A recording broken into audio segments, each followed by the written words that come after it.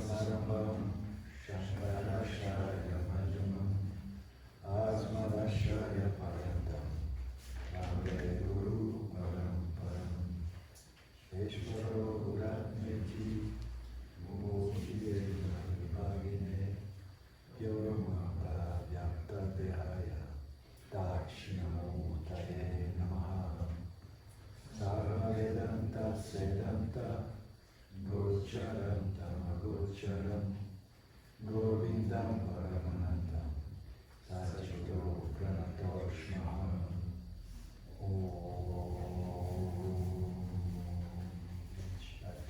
Shanti Shanti.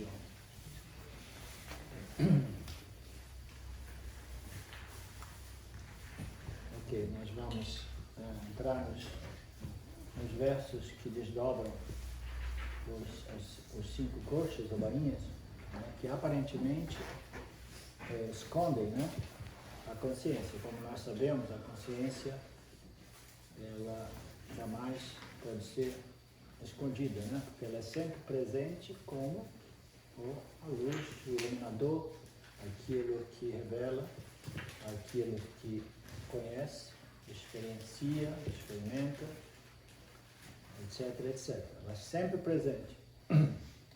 Portanto, essas bainhas, elas aparentemente encobrem ou escondem o ser auto-evidente, auto-luminoso, sempre presente. Então, essas bainhas são diferentes níveis de experiências do Jiva, e como nós já compreendemos, o Jiva tende a se identificar com suas experiências, né? Nós nos definimos através de nossas experiências. Quando alguém se apresenta, né? Quando a gente conhece alguém novo, muito prazer, né? Aí a gente quer começar a conhecer o outro, né? A gente começa a contar o quê? As nossas experiências, né? Essa é a minha história, eu experimentei isso. Nós somos identificados, nós nos definimos através de nossas experiências.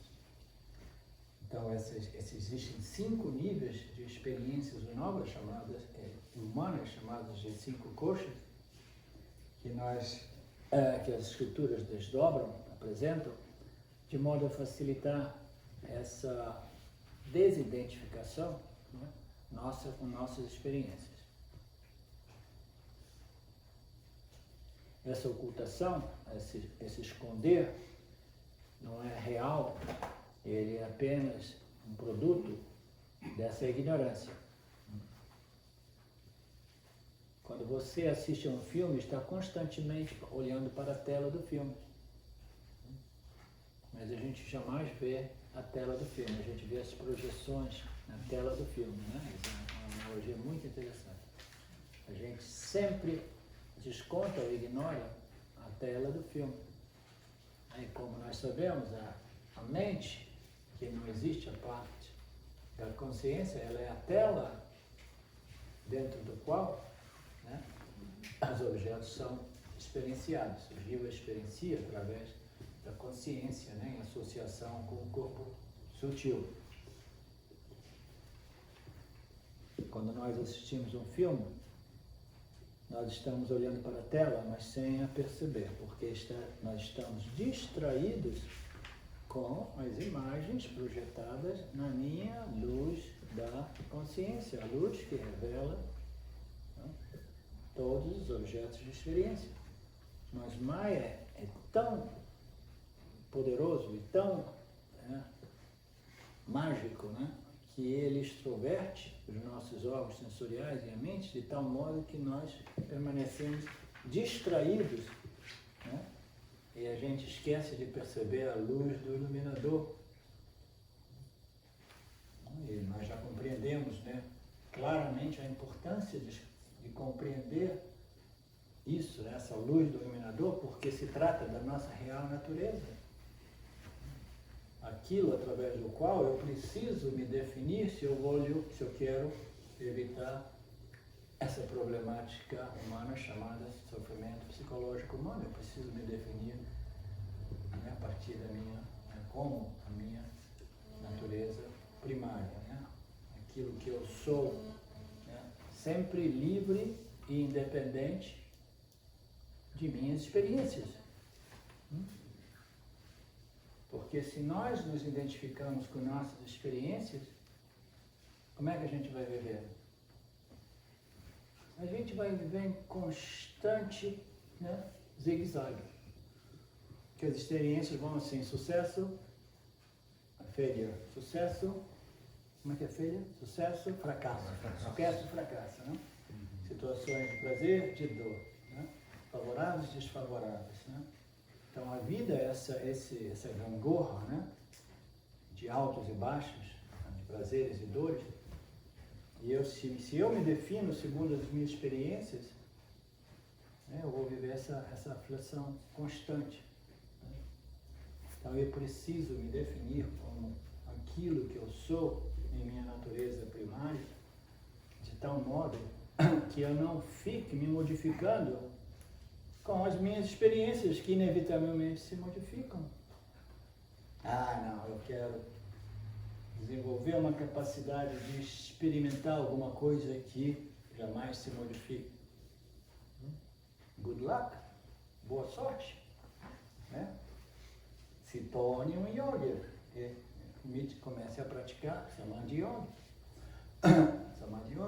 né? Para tentar obter uma experiência que permaneça estável, pelo menos durante o período dos meus esforços espirituais, né? Durante as minhas sadhanas. Mas a gente não quer depender de uma ação, porque a gente sabe que toda ação é limitada por tempo. E além do mais, o Jiva que está colocando uma ação, ele coloca uma ação por quê? Ele coloca uma ação porque ele quer remover o seu sentimento de... Então o Jiva se sente pequeno, inadequado, insuficiente, limitado. Não, ele não está feliz e satisfeito com a experiência de vida normal e ordinária como qualquer outro indivíduo. Né? Ele quer simplesmente uma experiência única, né? Específica. Né? Então ele quer controlar a sua experiência. Mas como pode um indivíduo Jiva, que se sente totalmente inadequado, insuficiente, limitado, produzir uma ação que possa gerar um resultado ilimitado? Se eu estou partindo né, dessa plataforma de total insatisfação. Então, um Jiva limitado jamais irá produzir um resultado ilimitado. Um Jiva que se sente limitado. Por que ele se sente limitado? Porque ele desenvolveu uma identificação com suas experiências, com seu corpo-mente e as experiências que ocorrem dentro do âmbito de sua construção corpo-mente. São essas experiências, né, que ocorrem, que foram classificadas como as 5 bainhas, as 5 koshas, é um modo de colocar as experiências, né, em grupos, de tal modo que a gente possa compreender esses níveis, essas categorias diferentes de experiências e compreender claramente que nós não somos nossas experiências. Nós somos a consciência sempre livre e independente de todo e qualquer objeto de experiência, começando por a minha mente, a minha construção, o meu equipamento Jiva, né?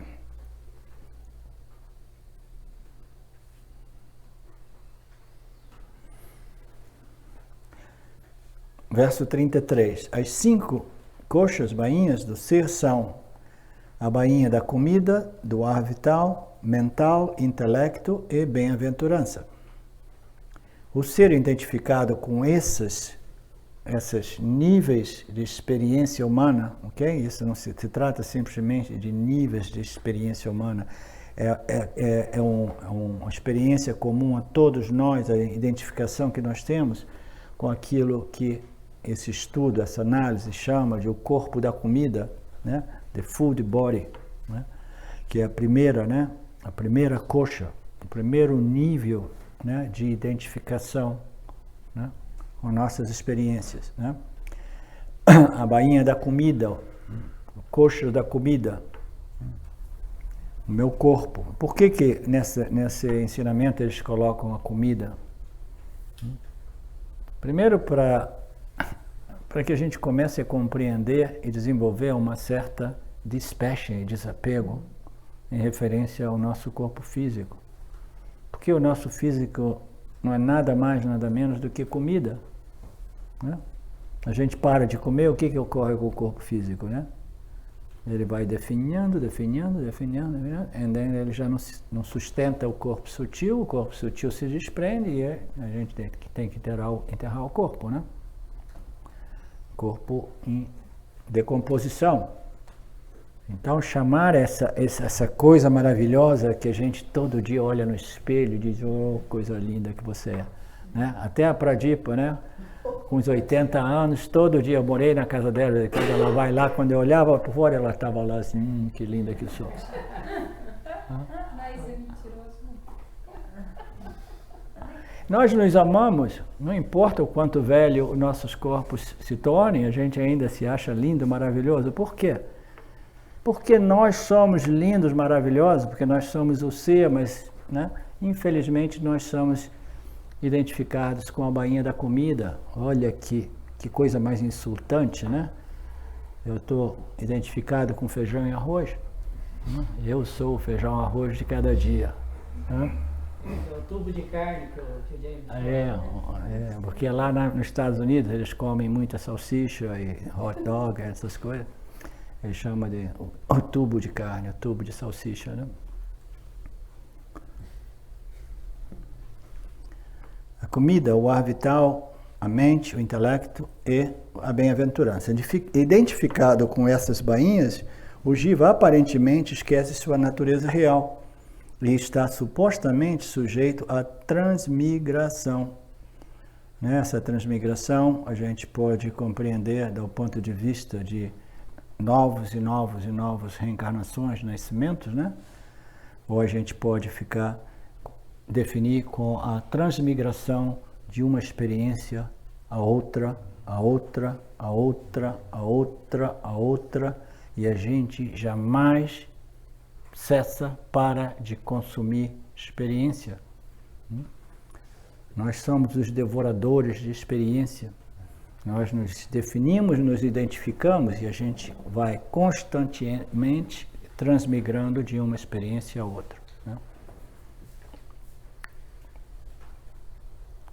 Nós somos os ratos, aquela figura, né, de Ganesh que controlou, sentado no ratinho, né? O rato é um símbolo, e o símbolo dos nossos, dessas coxas, né, desses órgãos sensoriais que querem consumir o tempo todo, né? O rato é aquele que consome o tempo todo. Você sabe que o ratinho tem que comer, né, Fábio? Você sabe disso, né? Se o ratinho parar de comer, ele morre. Nós, por causa dos dentes, se nós pararmos de consumir experiência, a gente enlouquece e morre. Então, o Yanni é aquele que, né, que controlou, por isso que parece Ganesh lá controlando aquele ratinho que existe dentro de cada um de nós, entendeu? Aquele aqui que é constantemente consumir experiência, não consegue ficar sossegado, né?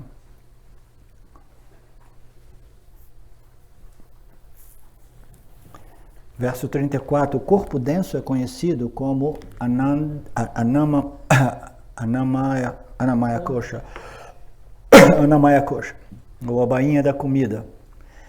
Aquela porção do corpo sutil que é composta pelos 5 áreas vitais e os 5 órgãos de ação, evolui de rajas e é chamada de Pranamaya Kosha, a bainha do ar vital, né? Então nós temos 2 níveis de experiências aqui, uma é através da identificação com as experiências do nosso corpo físico, né? A gente vê isso constantemente, né? Você encontra uma pessoa e diz assim, eu estou tão gordo, né? Estou gordo, né? Eu sou gordo, eu sou magro, eu sou alto, eu sou velho, eu sou isso, eu sou aquilo, total identificação, né, com o corpo físico. E a gente vê através da nossa linguagem que né, ela é permeada com essa ignorância, né, a identificação com a bainha da comida, o corpo físico, né, Annamaya Kosha.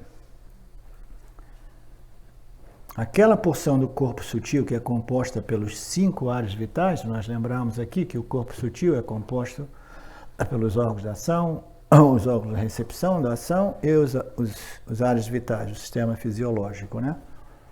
Então, aquela porção do corpo sutil, essa função do corpo sutil é mais precisamente, né, dito, que é composta pelos 5 áreas vitais e os 5 órgãos de ação, os áreas vitais e os 5 órgãos de ação. Evolui de rajas e é chamada de Pranamaya Kosha, a bainha do ar vital. Do ar vital. Essa bainha, né, esse sistema fisiológico e esse sistema, né, que nos permite, né, que reside no, né, uma das funções aqui dos órgãos de ação que nos permite de executar todas essas ações, né, que nós vimos antes, né? Ação através das mãos, dos pés, a excreção, a reprodução, né, e etc. Então, tudo isso depende dessas pranas, que são derivadas de rajas, né? Rajas no corpo sutil, é extremamente dinâmica, essas forças, né, que constituem essas forças, esses sistemas, né? Elas são chamadas de Pranamaya Kosha, ou bainha do ar vital. Então, como é que a gente se identifica aqui? Oh, mamma mia, eu sou muito ativa, né? Eu sou muito ativo, sou muito rajásico, sou muito ativo, né? Eu sou tão quente, né? Eu sou tão isso. Então, todas essas experiências, né, relativas às nossas funções, né? É porque no inglês é mais fácil, porque no inglês a gente diz I am hot, I am cold, I am constipated, I am tall. E no português a gente eu estou assim, eu estou assado. Mas em geral, quando a gente diz eu estou assim, nós estamos dizendo eu sou assim, eu sou assado. A identificação é presente, né? Estou digerindo mal.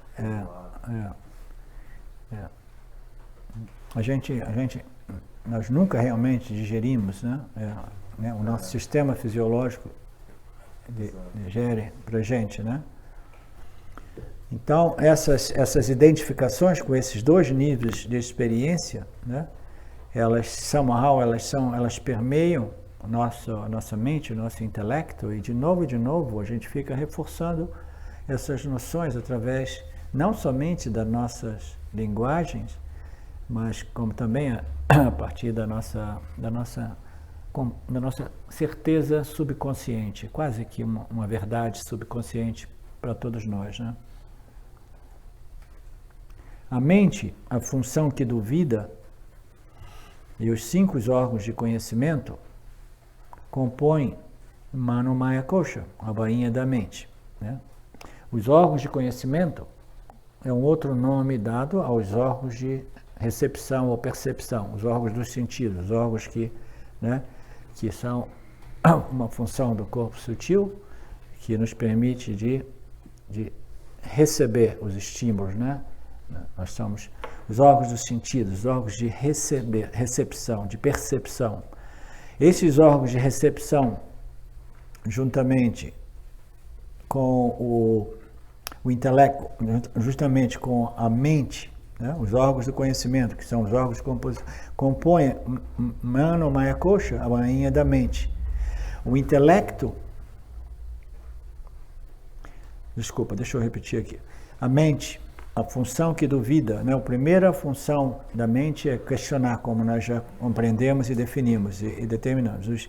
A mente que duvida e os 5 órgãos de recepção, os órgãos dos sentidos, compõem aquilo que nós chamamos de Manomaya Kosha, né?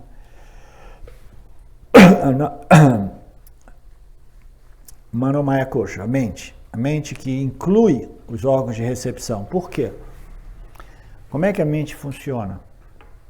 É uma função do corpo sutil. Ela ela funciona, primeiro de tudo, integrando os estímulos que são recebidos através dos órgãos de recepção. Os órgãos do sentido recebem os estímulos dos objetos, né? E essa mente, ela não somente ela questiona, mas primeiro de tudo, ela precisa de exercitar, utilizar, né, esses órgãos de recepção e integrar esses estímulos sensoriais que vêm de órgãos diversos, diferentes, saber qual órgão que ela vai operar em determinada circunstância, dependendo da natureza do objeto de experiência, né? Cada órgão sensorial, ele se conecta com os seus respectivos objetos, né? A gente não pode tentar ouvir uma música com os nossos olhos e vice-versa, entendeu?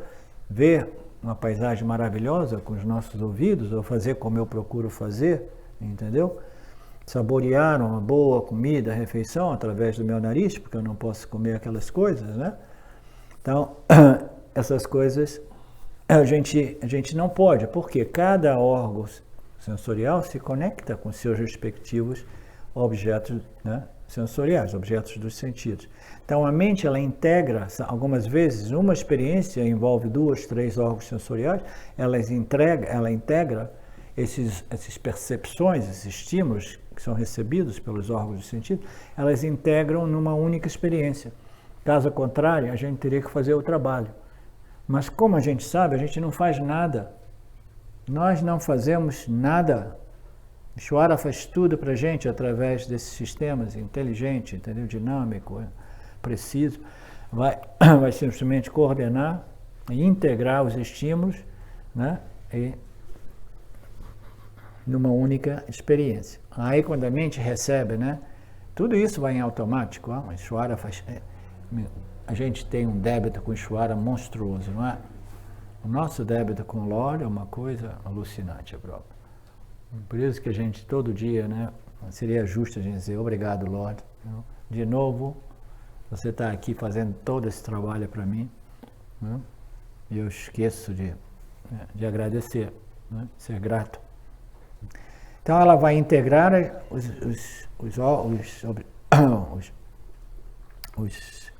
estímulos, né? As percepções sensoriais numa única experiência, aí ela vai duvidar.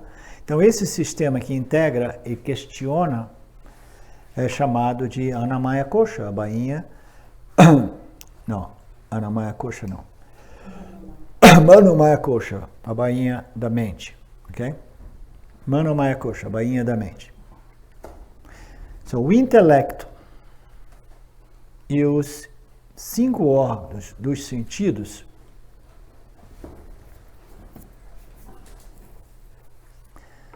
o intelecto e os yana,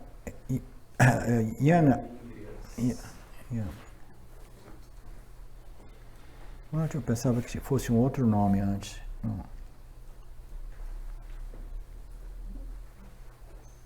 Eu pensava que se chamasse de Yanamaya Kosha. Em alguns... Não, o Yana e Indriya são 5 órgãos de sentido. Ah, ok. Yanamaya Kosha é a bainha, sim. Yana e Indriya é que revela, captura o objeto. So, os órgãos sensoriais, eles podem ser divididos, né, em 2 aspectos. Primeiro, do ponto de vista, né, emocional, né, da mente, que recebe o estímulo, né? Então nós estamos recebendo o estímulo do ponto de vista mental, emocional.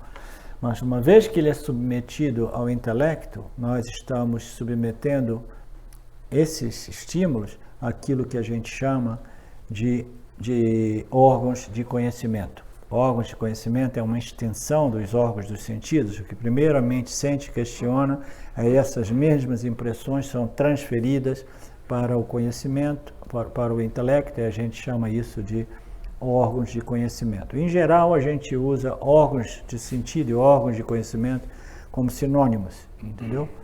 Porque é a mesma coisa. A gente recebe os estímulos através desses órgãos de percepção, que é sinônimo de órgãos de conhecimento. A gente percebe e conhece através da faculdade intelectual que nós temos. A gente percebe, a gente questiona e a gente apresenta, né, ou submete submete ao corpo, ao intelecto, e aí a gente determina. Onde é que nós estamos? O intelecto, os 5 órgãos dos sentidos, formam Vyana Maya Kosha, a bainha do intelecto. Ambas evoluem de Sattva. Então, quando nós chegamos no intelecto, né, os órgãos de conhecimento, a gente sabe que nós somos seres inteligentes com a faculdade intelectual que nós temos, devido a essa inclusão, né, essa dominância de Sattva no nosso intelecto, nessa função do nosso corpo sutil. Você vê que o corpo sutil está aqui em cima, ele é ilustrado com mais amarelo, né, significando dizer que é o aspecto mais satívico do nosso corpo sutil. Eles evoluem de Sattva. Manomaya é a parte do corpo sutil, é uma função do corpo sutil, é chamada mente, né? A função que questiona, duvida, que é a questão que integra os órgãos, os estímulos sensoriais. A mente e os órgãos de conhecimento nascem de Sattva. A mente cria emoções e desejos, né? Então isso é interessante também. A mente cria emoções e desejos. A mente, ela integra, ela questiona e ela gera emoção, Sattva, desejos, né? Rajas, ou desejo, porque nenhuma resposta, né, pode ser desenvolvida, pode ser movida sem Raja Guna, sem essa energia, né, de desejo de responder, desejo de participar, de interagir, né?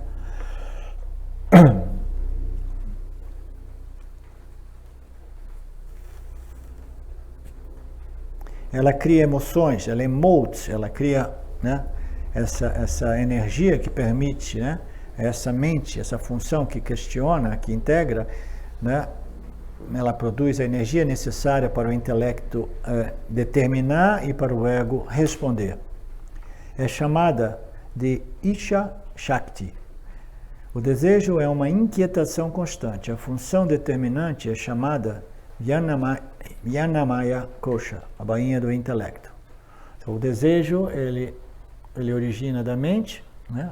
A mente é uma coisa que é em constante modificação também, ela é muito instável, né? Se a gente for observar nossos desejos, a gente fica mudando, né? A gente quer uma coisa agora, uma coisa depois, a gente é constantemente, né? Porque os estímulos vão nos distraindo. Não, eu quero isso. Eu vi uma criancinha pequenininha, eu quero isso, eu quero aquilo, eu quero isso. Aí pega um brinquedo, não, eu quero aquele outro. Então é constantemente produzindo, né? Ela é muito instável. É o aspecto mais volátil, é o aspecto mais volátil do nosso corpo sutil, é a mente, entendeu? A gente não pode confiar nas pessoas extremamente emocionais, porque elas estão constantemente, né, mudando de ideia. As emoções, né, vão mudando e a pessoa é volátil, né?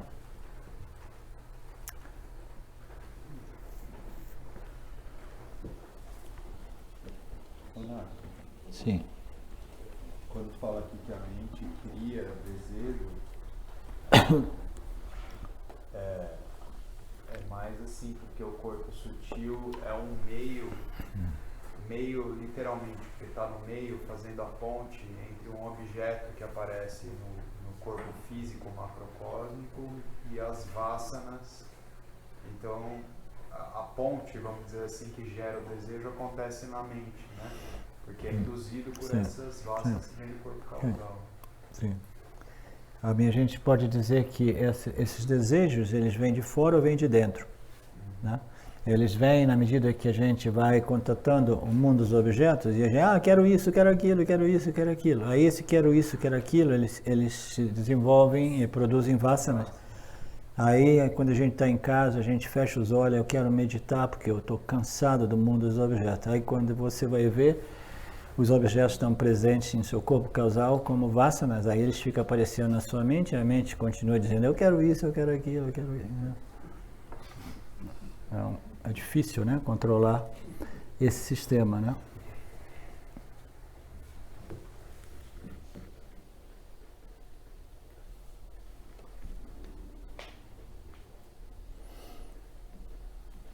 O corpo causal é ignorância e bem-aventurança. Ontem a gente já falou um pouco desse tema, né? Essa ignorância. Ignorância é bliss, né? É uma coisa curiosa, né? Sim, é bliss, né?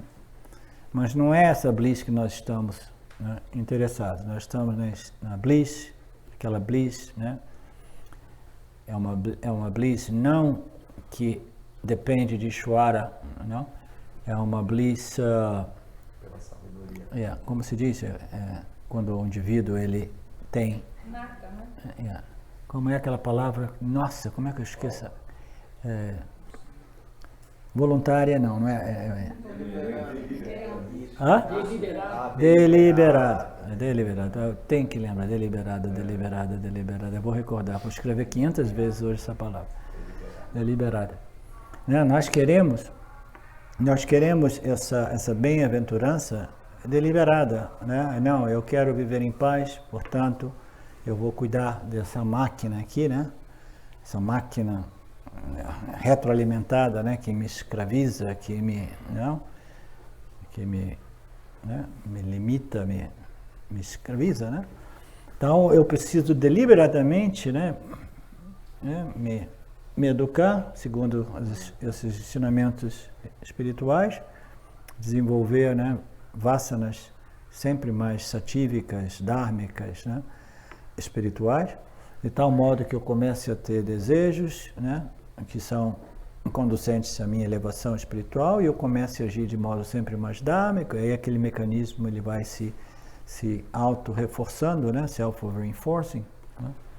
Então isso é uma Ananda Maya Kosha, né? Essa é uma bem-aventurança que está, né, dentro de da minha decisão, do meu poder, é deliberada. Não, eu quero crescer, eu decidi de crescer.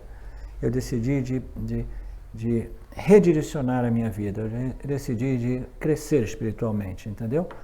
Chega de fazer essas coisas que estão paralisando ou que estão me destruindo, né?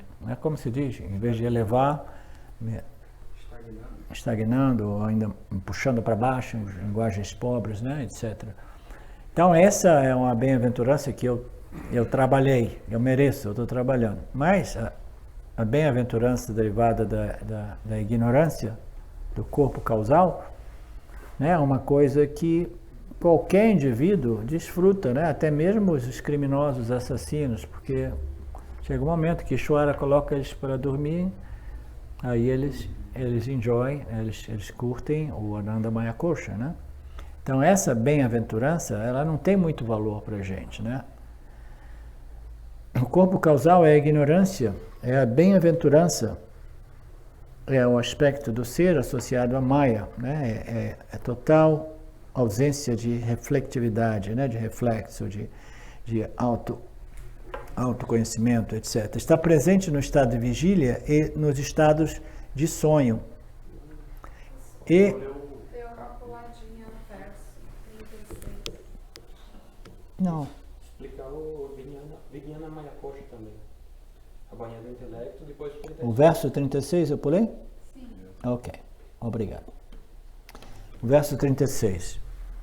O impuro sattva, que é o corpo causal, bem-aventurança e outras modificações mentais na forma de semente, vritis, é chamado de Ananda Maya Kosha. Então vamos devagar nessa. Impuro sattva que é legal essa palavra. O impuro, Falou disso hoje. do impuro sattva, que é o corpo causal. Por que é o impuro sattva? Porque já existe uma composição com raios. Sim, exatamente. Mas não é um oceano indiferenciado de tamas. Hã? A gente pode chamar de impuro sattva, mas se confunde um pouco se a gente chamar de oceano indiferenciado de tamas, na minha opinião. Sim, tudo isso é um pouco é um pouco confuso, como eu disse, né? Eu tentei esclarecer algumas dessas coisas na minha conversa com Ramji 3, 4 anos atrás, mas eu não fui muito bem sucedido.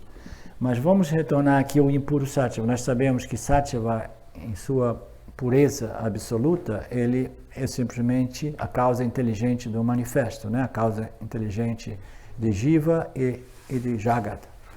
Mas na medida que Sattva, né, ela se mistura com Rajas e Tamas, né, nesse caso com Tamas, a gente tem o corpo causal, que é um Sattva com inclusões, né, excessivas, né, de Tamas, né, que é o corpo causal, bem-aventurança, e outras modificações mentais na forma de semente, vritis. É chamado de Ananda Maya Kosha, ou a bainha da felicidade. Qual é a sua dúvida? Me ajuda, porque eu estou ficando cansado. Procura elaborar um pouco, aí eu posso prender a sua linha. O cósmico causal, a gente estava falando antes que é Ishvara, né? Que é um reflexo de Sattva puro.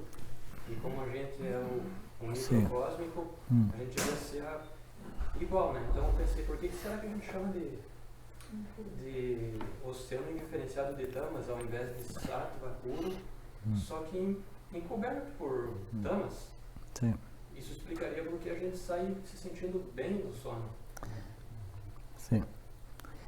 Sim, a gente sai se sentindo bem do sono porque a nossa mente, que é constantemente operada por desejos e aversões, ela cessa, né? Então o nosso sistema aqui, ele relaxa, ele se descansa, né? Agora, por que nós dizemos que o corpo causal é um oceano, um mar indiferenciado de tamas, né? Ao invés de dizer que é um Sattva impuro, o impuro Sattva, que é o corpo causal, né? Então nós sabemos que a consciência associada ou refletida no aspecto tamásico, né, cria o universo. A consciência refletida no aspecto satívico cria Ishvara, né? E a consciência refletida no aspecto rajásico cria o Jiva, né? E, na verdade, nessa descrição, eu nunca ouvi dizendo o que causa realmente Ananda Maya Kosha, né? Esse aspecto aqui, né? Mas Ishvara, muitas vezes, é sinônimo de corpo causal macrocósmico, como você está dizendo, né? E a gente diz que, fundamentalmente, é pura Sattva. A gente está tentando, porque esse é um tema que, como eu disse, é um pouco difícil, entendeu? Talvez as descrições aqui, elas venham nos ajudar um pouco, né? Professor, tem uma lógica que eu entendo, baseada em coisas que a gente já... Entendo não, elaboro baseado... Coisas que nós já estudamos. E que talvez ajude o Samvide, é que essa questão da massa indiferenciada, como a gente estava falando antes, os tamatras, como a matéria-prima primordial é tamas, né? como o buraco negro não surge o ovo cósmico. Mas assim, o princípio é sempre Sattva, que vai revelar tudo, mas no âmbito do corpo causal, tudo só existe potencialmente, mas já existe essa prakriti como tamas. Então, da perspectiva do Jiva, quando a gente ascende ao sono profundo, ele experiencia essa massa indiferenciada de consciência, que é tamas. Da perspectiva de Ishvara, tudo existe como potencial, mas a gente não consegue acessar isso como jivas, né? Sim. Então, existe um vritti conhecendo essa indiferenciação de formas, onde a gente está no âmbito causal, tudo existe e tal, como potencial, né? Sim, aquilo que existe como se fosse o vritti testemunhando tamas mesmo, né? A indiferenciação de formas, testemunhando matéria amorfa, né? Sim. O impuro Sattva, que é a questão, por que chama de impuro Sattva, né? O impuro Sattva, que é o corpo causal, né, que seria o corpo causal, né, em sua predominância tamásica, eu diria, né? Porque a gente precisa de tanto tamas para entrar no estado de sono profundo, né? Aí ele ainda complica um pouco mais, né, para a gente. E outras modificações mentais na forma de semente, vritis, né? Predisposições, né? Tendências, propensidades, né? Todas essas sementes, essas predisposições de pensar, sentir, etc. Então, tudo isso, né, essas modificações associadas a tamas, né, formam o que é chamado de Anandamaya Kosha, ou a bainha da felicidade. Né? Esse é o tema do Vedanta mais, né, mais difícil para mim decifrar. Né? Como eu disse, eu já tive uma boa conversa com o James, mas no final das contas, a bainha da felicidade. Quando o ser se identifica com as várias bainhas, eu não tive tempo de estudar esse texto com Paramarthananda, porque muito provavelmente eu vou levar 2 anos para estudar ele, entendeu? Eu falei, eu vou ficar simplesmente com esse material disponibilizado por James. Né? Mas quem sabe um dia. É chamado de Anandamaya Kosha, a bainha da felicidade. Quando o ser se identifica com as várias bainhas, parece assumir os atributos da bainha com o qual está identificado. Vamos ler os comentários, né, na esperança que um pouco de Paramarthananda esteja ali, né? Às vezes eu ouço Paramarthananda e eu quero saber coisas mais em detalhes, mas, entendeu? Primeiro que não tem ninguém perguntando, ele apresenta os ensinamentos, mas eu posso permanecer com questões e isso e aquilo, que eu vejo que de um modo ou de outro não são elaboradas durante os seus comentários. O corpo causal é a ignorância e a bem-aventurança. Então, de novo, né, nós estamos dizendo que o corpo causal, Anandamaya Kosha, ele é fundamentalmente ignorância, aquele que não sabe nada. Não sabe nada por quê? Porque não existe nada refletido no espelho chamado corpo causal, porque é fundamentalmente tamasa. Então é o não saber, not knowing, né? Ignorância. E aí nós associamos, as escrituras associam essa ignorância com a satisfação, a bem-aventurança. São aspectos do ser associados a Maya. Ok? Então Maya, o ser associado em Maya, em seu aspecto macrocósmico, né, é totalmente ignorante, naturalmente. O ser, ele se torna um conhecedor quando ele brilha no corpo sutil, né, dos jivas, mas aqui, no corpo causal, não existe nenhum reflexo, não existe nenhum objeto, não existe nenhum conhecimento, porque tamas absorve a consciência, entendeu? E causa essa experiência de satisfação profunda, né? De bem-aventurança derivada da ignorância. Né?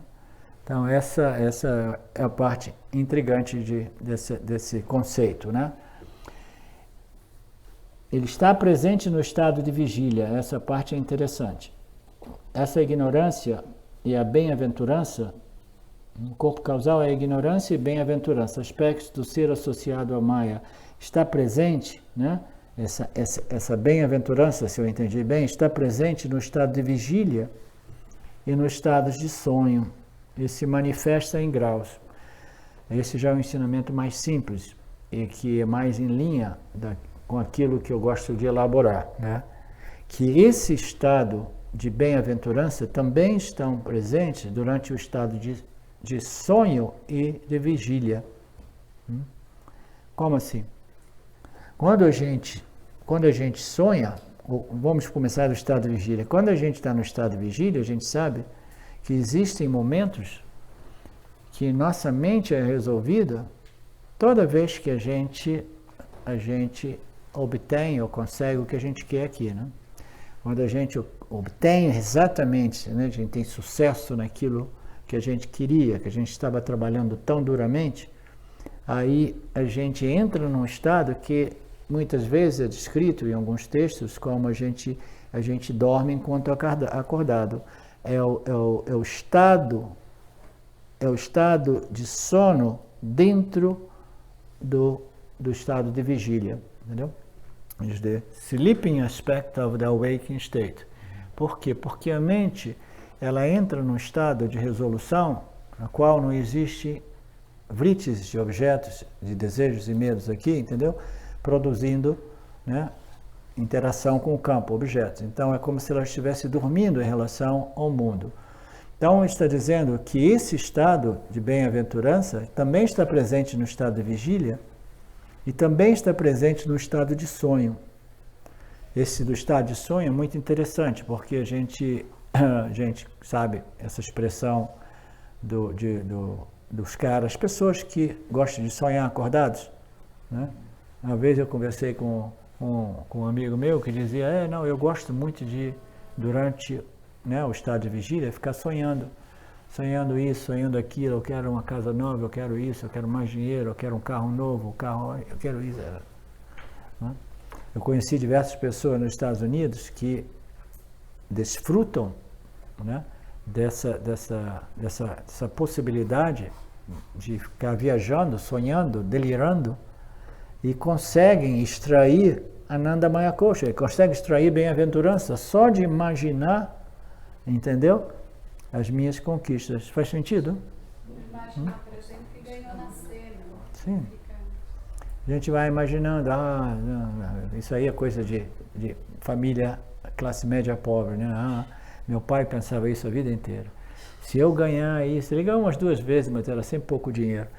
Jogou a vida inteira, se eu ganhar, eu vou fazer isso, fazer aquilo, resolver a vida dos meus filhos, isso e aquilo. Então, ele está lá curtindo, né, essa bem-aventurança, sonhando enquanto acordado. Porque a ideia da lei da atração, né, que o pessoal fica pensando, achando que vai atrair. Mas isso não é bem assim. Isso não é bem assim, a gente não atrai desse modo, né? A gente atrai através das nossos desejos, pensamentos e ações, né? Aí a gente atrai. Mas o interessante também é dizer que esse estado de Ananda Maya Kosha, durante o estado de vigília e de sonho, ele se manifesta em graus diferentes. É o conceito do Priya, Moda e Pramoda. Então, o que isso significa dizer? Significa que quando, muitas vezes, nós estamos, né, vivendo nossas vidas, e aí a gente quer muito realizar um desejo. Um exemplo que me veio alguns anos atrás, quando eu estava tentando, né, fechar minha vida nos Estados Unidos e sair, eu tinha vendido o restaurante, mas não tinha conseguido vender aquela casa. E eu precisava vender aquela casa. E passavam semanas, meses, etc. Aí, de vez em quando, o agente imobiliário dizia assim, tem um prospecto, tem uma pessoa que viu a casa. Aí, imediatamente, eu começava a sentir um pouco de alegria, né? Um pouco de bem-aventura. Alguém viu a casa. Okay. Né? Então, eu começava a experimentar aquilo que a gente chama de priya, um estágio inicial de satisfação, derivado da minha expectativa de que talvez o meu desejo será realizado e minha mente será resolvida. Aí passa uma semana, 2, 3, aí o agente imobiliário diz para mim assim, olha, os caras, eles fizeram uma oferta. Aí quando nos Estados Unidos, para vender uma casa, é um processo, né, muito bem estruturado e bonito, né, mostra. Aí os caras, depois de muita análise, etc., comparação, um agente imobiliário do sua parte, o outro agente imobiliário, aí eles decidem fazer uma oferta. Aí quando o cara faz a oferta, significa está quente. O cliente está quente, né? Aí eu começo a experimentar esse outro estágio de bem-aventurança, que é o moda. Né? Tá chegando. A euforia chega depois. A gente, tá chegando. Eu começo esse segundo estágio. Eu vou poder sair, viajar, embora, viver no Brasil, viver feliz para sempre. Com a Silvia, em São Francisco Xavier, né? Eu começo a viver essa felicidade, né? Porque o meu objetivo começa a se aproximar, começa a se tornar uma coisa mais real. Mas aí, às vezes, o que ocorre? E o cara assim, olha, ele fez uma proposta, mas é uma proposta ridícula. Eu joguei fora o papel porque não entendo. Aí tem que começar tudo de novo, né? Mas não, o cara fez uma proposta, eu analiso a proposta e diz assim, ok, eu vou aceitar. Diz sim, porque eu estou pronto para ir embora. Preciso mudar de vida. Né? Aí eu aceito. Aí eu já estou mais excitado ainda, né? Porque eu assinei, aceito, eles assinaram, sim, minha proposta é séria, e agora nos Estados Unidos é tudo assim, quando você assinou, quando você colocou. Mas existe ainda uma saída, porque antes deles começarem a arrumar o dinheiro para pagar a casa, eles chamam uma companhia de engenharia para fazer uma inspeção completa na casa. Você ainda tem um potencial que tudo venha a desabar, entendeu? Aí chega o agente imobiliário assim, sim, eles fizeram a inspeção ontem, a casa passou, ok. Assim, é próximo nível de bem-aventurança. Agora o cliente precisa conseguir a aprovação da companhia financeira, né? A Caixa Econômica Federal tem que aprovar os papéis. Aí aprovou os papéis. No final das contas, a euforia é quando você vai lá, encontra com o cliente, e todo mundo assina, e aí você tem um pedaço de papel na mão, que é um cheque de $1.500. Entendeu? Você vendeu uma casa, eu vendi aquela casa por 300 e tantos dólares, eu paguei aquele financiamento por quase 10 anos, paguei um dinheirão para dar de entrada, 20% do valor da casa, e eu vendi a casa simplesmente para sair do jogo sem ter que tirar dinheiro do bolso para vender a casa. Saí com $1.500, essa euforia total, me livrei do abacaxi. Né? Então, são níveis, graus de satisfação, de bem-aventurança, que se manifestam dependendo da aproximação nossa, né, com os nossos objetivos, obtenção dos nossos desejos, né? Então essa bem-aventurança está presente no estado de vigília e estados de sonho e se manifesta em graus priya, moda e pramoda. Pramoda é uma felicidade experiencial. A gente tem que lembrar que o ponto de tudo isso, inclusive essa variação de graus de satisfação que nós experimentamos, né, através da obtenção desses desejos, né, servem o propósito somente de discriminar a consciência daquelas experiências de satisfação, né, decorrente, satisfação significando bem-aventurança. Nós estamos tentando discriminar a consciência da experiência de bem-aventurança, que é decorrente ou do estado de sono profundo, ou do estado de bem-aventurança derivada da realização dos meus desejos, que produz um efeito, às vezes referido como o sono enquanto acordado. Tá? Por quê? Porque você está... Então, tudo isso serve simplesmente para observar que a consciência jamais se modifica, mas as experiências de bem-aventurança, elas não somente elas vêm e vão, mas elas têm até mesmo graus diferentes, né? Nós estamos fazendo isso para discriminar. O ser pleno é plenitude, bem-aventurança, mas não é experiencial. Essa felicidade chamada bem-aventurança é experiencial. O ser pleno não é experiencial porque está além das coxas. É além desses níveis, né? É alguma coisa outra que todo e qualquer nível de experiência humana, né? Que nada mais é do que dualidade, é o jiva em referência a um objeto de experiência. O jiva erroneamente assume as coxas, né? Ele se identifica e ele não assume a sua consciência limitada, aquilo que ilumina essas coxas, esses níveis os mais diversos de experiência humana. Ele não assume a consciência limitada como ele mesmo. A íntima conexão ou proximidade entre consciência e as coxas é complicada. Então, essa proximidade entre a consciência e essa experiência humana, né, principalmente essas experiências, né, de bem-aventurança, né, que a gente diz que quando o indivíduo começa a ter essas experiências de Anandamaya Kosha derivada de yoga, a gente diz que o perigo é que a gente facilmente a gente se identifica com essa Ananda Maya Kosha derivada de uma mente, né, que reflete a consciência, produzindo essa constante, né, sensação, emoção de satisfação, de paz, de silêncio, de bliss, né, Então essa bem-aventurança experiencial, né, não é o ser. O Jiva erroneamente se identifica com elas, principalmente quando se trata, né, de bliss espiritual. Ele não se identifica, não assume sua real identidade como consciência ilimitada, aquilo que ilumina aqueles estados mentais chamados de Ananda Maya Kosha, né? Nós estamos, né, analisando Ananda Maya Kosha, né, do ponto de vista do Sansari, né?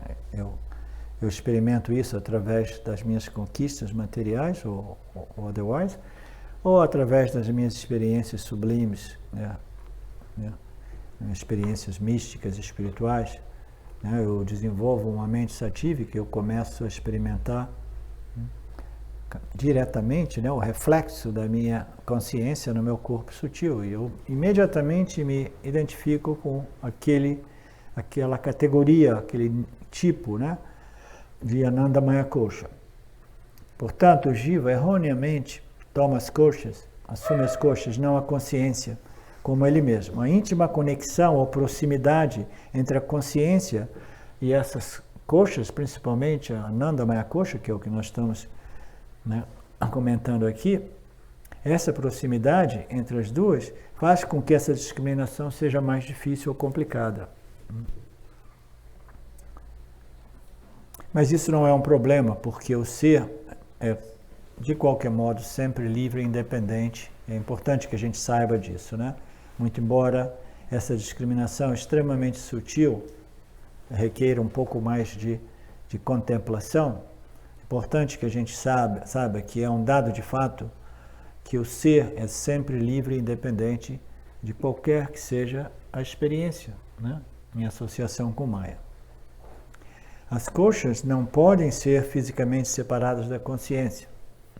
Nenhuma experiência, como no primeiro dia, eu acho que a Betânia falou assim, mas como é que eu vou fazer isso? Eu não sei como eu vou me separar da minha experiência, né?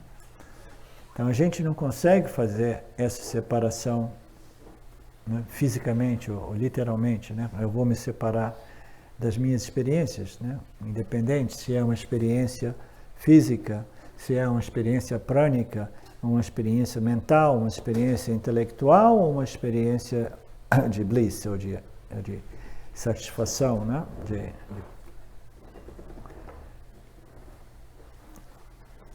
As koshas não podem ser fisicamente separadas da consciência, porque a consciência, ela está permeando, pervadindo, né, tudo, né, acomodando tudo. A consciência é aquilo que pervade, permeia, sustenta tudo. Então a gente não tem modo de separar a consciência das experiências que ocorrem dentro do âmbito da nossa consciência e existência. Então, como é que a gente vai fazer essa separação, né? Como é que a gente vai isolar a consciência e reivindicar a nossa identidade como a consciência, se a consciência aparece como que misturada, né? Porque ela pervade Mitya, ela pervade todas as experiências de Mitya, né? Então, na verdade, a gente não consegue, literalmente ou fisicamente, fazer essa separação, né? Mesmo que se nós pudéssemos separá-las fisicamente, de que utilidade seria, já que não restaria nenhum mundo no qual o Jiva pudesse transacionar, né? Pô, é ok, vamos separar a consciência de todas as experiências. Quando a gente tira a consciência, a gente tira aquilo, né, dentro do qual, né, as experiências, né, a Trindade, Ishvara, Jiva e Jhakanda ocorre e o mundo dualístico de experiência ocorre. Se a gente puxa o tapete chamado, né, a consciência, né, de causaless causa, causa incausada, né, do universo, aquilo sem o qual nada existe, né, porque ela empresta a consciência, a existência, empresta tudo, né? Então, se a gente separar, a gente não teria não faria nenhum sentido, porque nós não teríamos nenhum universo para transacionar. Os problemas precisam ser enfrentados, não evitados. As coxas não são um problema cognitivo e só podem ser resolvidos pelo conhecimento derivado da investigação correta. As coxas são. Hã? As coxas são apenas um problema cognitivo, né?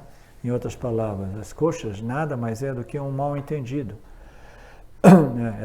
Essa constante tendência de me identificar com os eventos, as experiências da minha vida e me definir através dessas histórias, né? Então, a coxa nada mais é do que uma identificação errônea, né? Equivocada com as minhas experiências, que é um equívoco universal, ocorre com todos os jivas, é imposto por Maya, né? Como nós já vimos, essa ignorância é o que constantemente projeta, mantém e sustenta esse universo aparente. Se a gente remove a consciência, puf, desaparece o universo, o campo, jiva, tudo vai embora. Se a gente remove essa ignorância, puf, desaparece também o universo, os jivas e o campo desaparece, né? O que mantém isso é a consciência que pervade Maya, e Maya, a ignorância, pervade o inteiro campo dármico. Os problemas precisam ser enfrentados, não evitados. As coxas são apenas um problema cognitivo e só podem ser resolvidos através da compreensão. Uma análise correta da nossa experiência não devidamente examinada, né? As escrituras nos ajudam, né, a analisar a nossa experiência. Aqueles que acreditam que a liberação seja experiencial criticam o Vedanta como meramente intelectual. Aqueles que acreditam que a liberação seja experiencial, não, eu quero uma experiência do ser, eu quero uma experiência mística, né? Eu quero uma experiência de ilimitação, de não dualidade, etc. Aqueles vão criticar o Vedanta como alguma coisa meramente intelectual. Aí o James vem e diz, mas a ideia de que iluminação é experiencial é meramente um conceito, uma noção intelectual, baseada no conceito intelectualmente errôneo de que a realidade é dualidade. O que em Mitya não é uma função do intelecto. Todas as determinações, todos os nossos desejos, né, etc., tudo que ocorre aqui é processado através do nosso corpo causal, o nosso intelecto. Então, essa história de condenar o intelecto como um médio, né, não apropriado à libertação, né, não faz nenhum sentido, porque não existe nada que a gente possa viver que não seja uma noção intelectual, né? Tudo é simplesmente um conceito, uma ideia, uma noção, um desejo.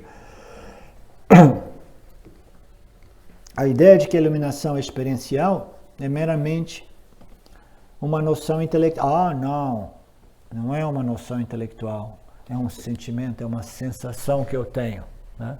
As pessoas dizem não. Você conhece aquelas pessoas que nunca dizem eu penso, elas só dizem eu sinto? Elas querem mascarar, porque elas desenvolveram um preconceito contra o intelecto. Aí elas não dizem assim, eu penso, eu determino, não, a minha decisão, isso, aquilo. Não, eu sinto assim, eu sinto aquilo, né? Não existe nada mais irritante, né? Assim, eu não quero saber o que você sente, eu quero saber o que você pensa, o que você quer, o que você decide. Não, eu não penso, eu sinto. Eu sinto. Hã? Eu sinto que é assim, não existe coisa mais vaga, né? Eu sinto. As pessoas, elas elevam esse aspecto volátil, vago, abstrato do nosso corpo sentiu, que é a mente, né? Eles elevam isso a um status superior ao intelecto. Olha que loucura, né? Sinto, logo existo, né? Eles elevam como se fosse um status superior. E eu quero viver a partir dos meus sentimentos, my feelings, e as minhas sensações aqui. É uma receita para uma vida desastrosa. A pessoa que vive a partir dos seus sentimentos, porque como nós vimos, os sentimentos, eles são voláteis, né? Eles mudam, né? De um momento para outro, eles são vagos, são abstratos, imprecisos, né? Então a gente precisa do nosso intelecto, né? The Supreme Judge, né? Como se diz, o juiz supremo, né? O juízo supremo, aquele que vai dizer, juiz supremo, aquele que discerna, determina, discrimina e decide. Naturalmente a gente decide, utilizando essa faculdade do modo, né, melhor possível, sabendo que nós não somos Ishwaras, e existe sempre room, né? Existe sempre espaço para erros, né? Existe em qualquer sistema, né? Sistema, como se diz? Cadê o nosso advogado? No sistema jurídico, em qualquer sistema jurídico de todas as nações existem erros, né? Por isso que a pena de morte é um perigo, porque tudo isso. Existem falhas, porque o ser humano é sujeito a falhas, né? O que você ia dizer? Por que a maioria das pessoas preferem seguir os sentimentos a pensar?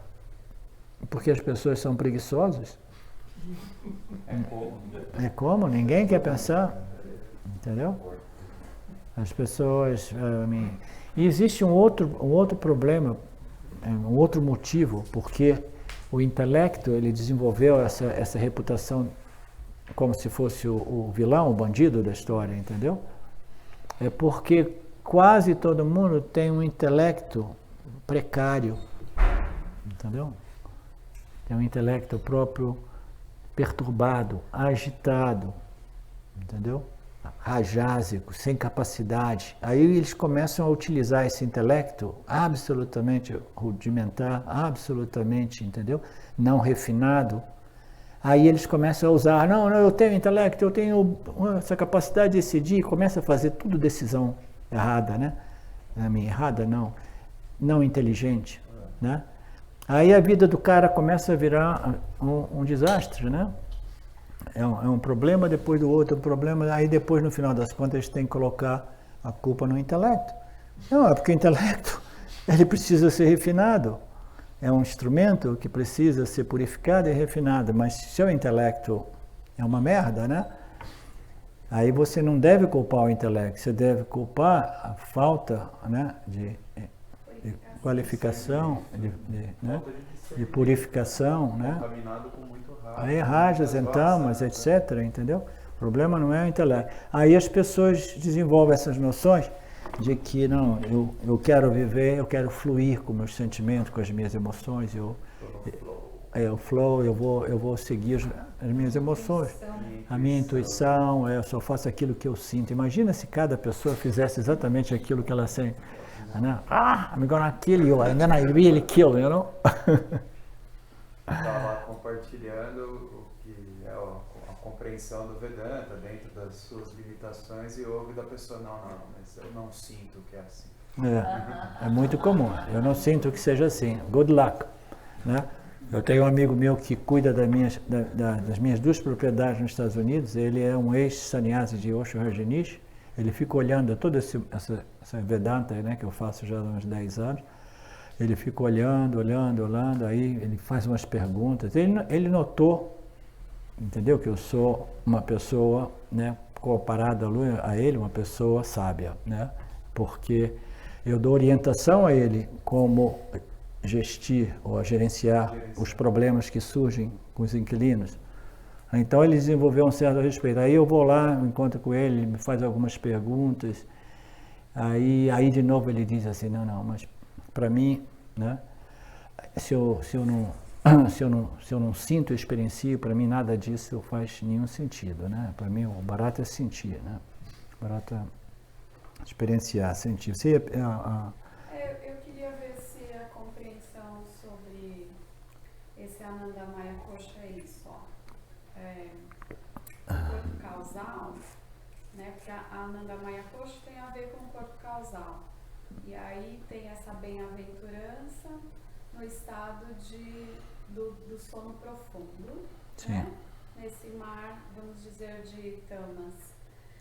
E no estado de vigília e no estado de sonho, esse corpo causal que contém as minhas vasanas, então, quando elas são atendidas, eu tenho essa bem-aventurança.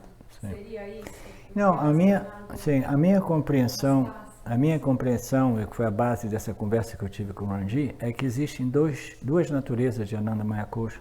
Existe a natureza de Ananda Kosha fundada em total ignorância, equivalente ao estado de sono profundo. Não existe nenhum reflexo, não existe nada, não existe desejo, não existe aversão, não existe nenhuma experiência, entendeu? Então isso é uma experiência agradável. Mas a bem-aventurança realmente que promove o nosso crescimento, elevação espiritual, não tem a ver com o corpo causal, porque o corpo causal é tamas e é sono profundo, é ignorância, entendeu? Tem a ver com o nosso corpo sutil, dominado por muita sátiva, que serve como um refletor no qual nós podemos curtir, né, esse reflexo da consciência no meu corpo causal, que é extremamente prazeroso. Por que esse espelho ele se torna tão reflectivo? Porque desejos e aversões, essas duas energias que perturbam, né, o corpo sutil, essas energias que eu quero, quando eu quero, eu não quero isso, elas estão suspensas, estão ausentes. Quando elas estão ausentes, então a gente experiencia essa paz, esse contentamento, essa alegria. Por quê? Porque eu não me estou auto-infligindo, entendeu? Sem, para mim, correr atrás, para evitar, obter, etc. Toda aquela agitação cessa. Aí eu experimento o Ananda Maya Kosha do estado de vigília, que é extremamente superior, segundo mim, que o Ananda Maya Kosha do Nirvikalpa Samadhi.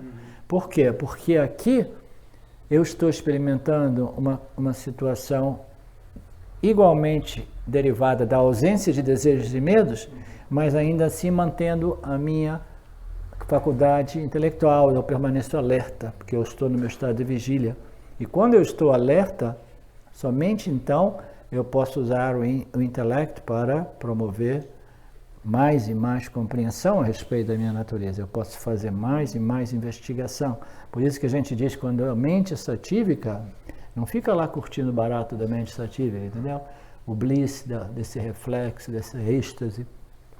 Entendeu? Pega, abre seus livros, entendeu? Estuda Vedanta, porque aquela é a plataforma ideal para nós desenvolvermos essa firmeza, essa clareza.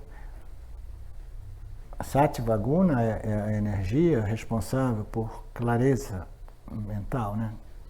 Capacidade. Sim, só porque eu estava tentando fazer uma relação na vigília com o corpo causal, aí achando que não era as vasanas, mas então esse estado de bem-aventurança é no corpo sutil mesmo. É uma mente condicionada por uma dominância de Sattva Guna que faz com que ela seja tão clara que o indivíduo vai curtir esse barato, esse bliss, esse Ananda Maya Kosha, essa bem-aventurança experiencial. E dentro daquela experiência satívica, o indivíduo tem a possibilidade de trabalhar mais claramente e profundamente para consolidar a sua certeza de autoconhecimento. Vamos fazer... Fazer uma perguntinha rapidinho. O corpo causal é predominantemente tamásico. O sutil predominantemente satívico. Sim. E o grosso, e o denso, grosseiro, ele tem algum tipo de predominância ou ele é misturado dos três? Não, ele é tamásico. É tamásico. É tamásico também. Ele também. O grosso, o corpo grosso. Os rajas são mais aqui, né? Entre o corpo sutil, né? Nos órgãos de ação Fazem ações. e nos sistemas prânicos, né? Ações automáticas, né? Sim, a gente não faz nada rotina, a Ishvara faz tudo pra gente. A única coisa que a gente faz é, né, exercitar o nosso livre-arbítrio, decidindo, né? E a gente se torna bons, né? Como se diz? A gente faz bom exercício do nosso corpo, do nosso livre-arbítrio, na medida que nós compreendemos Dharma e começamos a tomar nossas decisões, né, em harmonia com o Dharma, né? Vamos fazer um break, estou um pouco cansado, aí depois a gente pode fazer um Q&A, perguntas e respostas, porque tem já umas 2 perguntas, né? Ou não, se não tiver pergunta e resposta, a gente pode avançar com o texto um pouco mais. Om Purnamada Purnamidam Purnamudachyate Purnasya Purnamadaya Purnameva Vashishate Om Shanti Shanti Shanti. Thank you, Lord.